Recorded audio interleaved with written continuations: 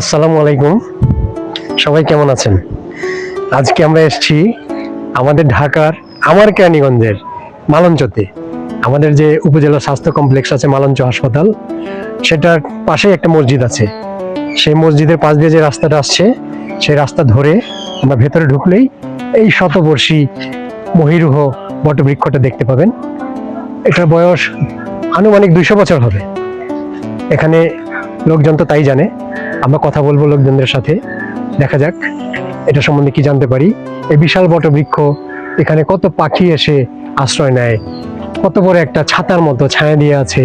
এখানে প্রচুর অক্সিজেন উৎপাদিত হয়। এই বটবৃক্ষ আমাদেরকে ছায়া দিচ্ছে, আমাদের শীতলতা দিচ্ছে, প্রচুর অক্সিজেন আমাদেরকে দিচ্ছে। তো এটা আজকে আমরা দেখবো, চলুন একটু ঘুরে দেখি।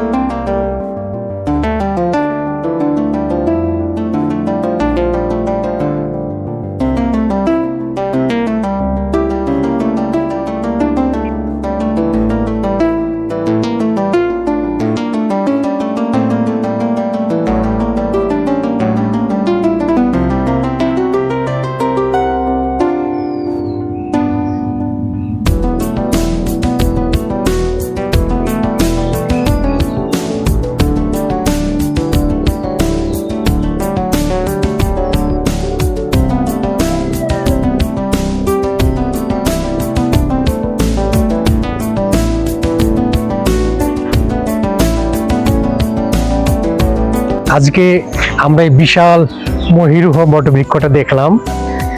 যতই দেখছি ততই অভিভূত হচ্ছি। এটার ইতিহাস জানার জন্য আমরা এখানে এক বৌদিকে পেয়েছি, উনি সনাতন ধর্মাবলম্বী। তাই ওনার কাছ থেকে আমরা একটু ইতিহাস জানবো। আচ্ছা বৌদি, কেমন আছেন? ভালো। আপনার নাম কি? বিনা রানী। বিনা রানী। আচ্ছা বৌদি, এই গাছটা সম্বন্ধে আপনি কি জানেন, আমাদের একটু বলবেন? এটা গাছ সম্বন্ধে মনে করেন যাই আমরা বেশি কিছু জানি না। আচ্ছা, আমরা তো এই যুগের মানে শাশুড়িরা মনে করেন আরো 2-3 পুরুষ হইব গেছে হারা। আচ্ছা, তারপরে এই বট গাছটা বলে এক নাম কীর্তন হইতো। আচ্ছা, তারপরে মনে করেন অনেক সেবা সবারে দিত, অর্থাৎ এখানে কীর্তন বসতো। আর যে নাকি এই জায়গাটা মনে করেন যে এই গাছটা বুনছে, আচ্ছা, সে হইলো মনে করেন সে এই জায়গায় থাকতো। তার নাম হইলো বেদাই সাধু। বেদাই সাধু, হ্যাঁ, নাম সাধু। হ্যাঁ, এই জায়গায় থাকতো, মানুষের সবাই আইতো, যার যার মন চায় মনের আশা পূর্ণ করে আসা, এখানে মানত করে মনের আশা পূর্ণ হতো। আচ্ছা, এইভাবে দেখলাম। তারপরে আমার শাশুড়ি এলা একদিন এরকম গেছি যে এই গাছটা এই কীর্তনটা হয় কবে, কি মাসে হয়, আচ্ছা, কি দিন তারিখে হয়। এলা পরে মনে করেন আসলে আমার শাশুড়ি যা জিগাইছে তার জালেকে এসে পরে বললো যে এই গাছটা হয় চৈত মাসে। চৈত মাসে? চৈত মাসে যে কোনো দিন খেন দিই, চৈত্র মাস, বাংলা সালের চৈত্র মাস। চৈত্র মাস আলা যে কোনো দিনই সেদিন কি কইরা সবাই করবা তোমরা। গ্রামের 5 জন লই, 5 জন পঞ্চায়েতে এই কাজটা করন লাগে। গ্রীষ্মের প্রচন্ড তাপদাহে একটু কোমল ছায়া, শীতল স্পর্শ পাওয়ার জন্য লোকজন এখানে সমবেত হয়। কথিত আছে শতবর্ষী বৃক্ষের নিচে যে নির্মল হাওয়া হয়, সেই হাওয়াটা গায়ে লাগলে মানুষ শতবর্ষী হয়। মূল গাছ থেকে নেমে আসা সন্তানের মতো এই শিকড়গুলো নিচে নেমে মায়ের সাথে নারীর সম্পর্কে বাধা পড়ে আছে। এই চিকন চিকন শিকড়গুলো এখানে দেখেন, সুতোর মতো চিকন চিকন শিকড়গুলো উপর থেকে নেমে এসে এখানে সন্তানের মতো আস্তে আস্তে বড় হচ্ছে মাতৃত্বের ছোঁয়ায়।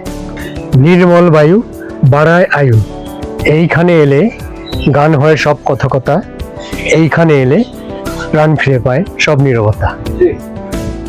এটা আসলে মূলত কাঁঠালি বট, আমরা দেশি বট বলি। এর বৈজ্ঞানিক নাম হচ্ছে ফাইকাস বেংহালেন্সিস। এটার অনেক ঔষধি গুণ আছে, তবে এটার প্রয়োগ করতে হলে, ঔষধ হিসেবে প্রয়োগ করতে হলে অবশ্যই একজন অভিজ্ঞ ডাক্তারের পরামর্শ নেওয়া দরকার, কবিরাজের পরামর্শ নেওয়া দরকার। এই গাছ শুধু প্রকৃতির কোনো অংশ নয়, এটা বহন করে দাঁড়িয়ে আছে এই এলাকার ঐতিহ্য এবং আবেগকে। এই ছিল আজকের এই মহিরুহ বটবৃক্ষের পরিচিতি।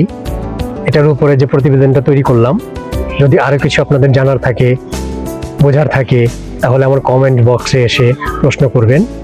আপনাদের সবাইকে অনেক অনেক শুভেচ্ছা জানিয়ে এই পরন্ত দুপুরে আমি অনিন্দ্য আসাদ বিদায় নিচ্ছি আপনাদের সবার কাছ থেকে। আল্লাহ হাফেজ।